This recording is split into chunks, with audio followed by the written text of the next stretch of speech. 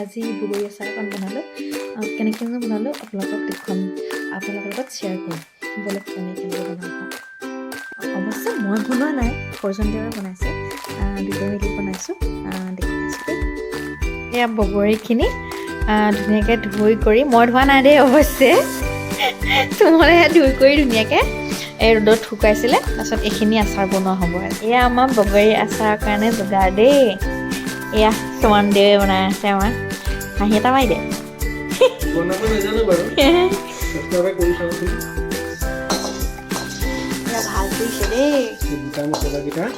অকণমান ল' ফ্লেমত ঘটাবলৈকে অকণমান ভাজিবলৈ চেষ্টা কৰিছোঁ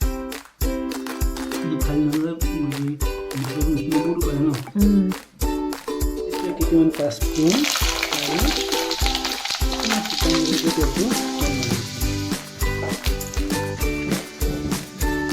আৰু মিঠৈটো কোনো ভেজাল নাইকিয়া যাৰ কাৰণে অলপ ৰংটো কম আছে ইচ্ছা কৰিলে বজাৰৰ পৰা বগা ধুনীয়া মিঠৈ আনিব পাৰি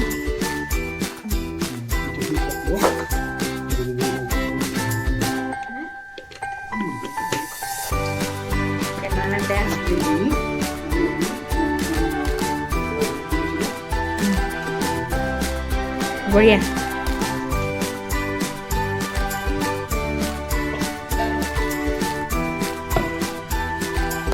এতিয়া ৰেড চিলি পাউডাৰ অকণ দি দিয়া হয় লগত ন ফাইনেলি বগৰী আচাৰখিনি সম্পূৰ্ণ হৈছে আৰু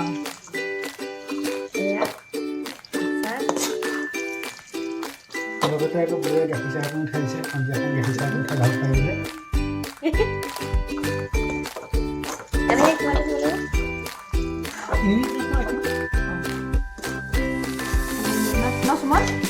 তিনিদিনমান হৈছে ন তিনি চাৰি ঠাণ্ডা হয়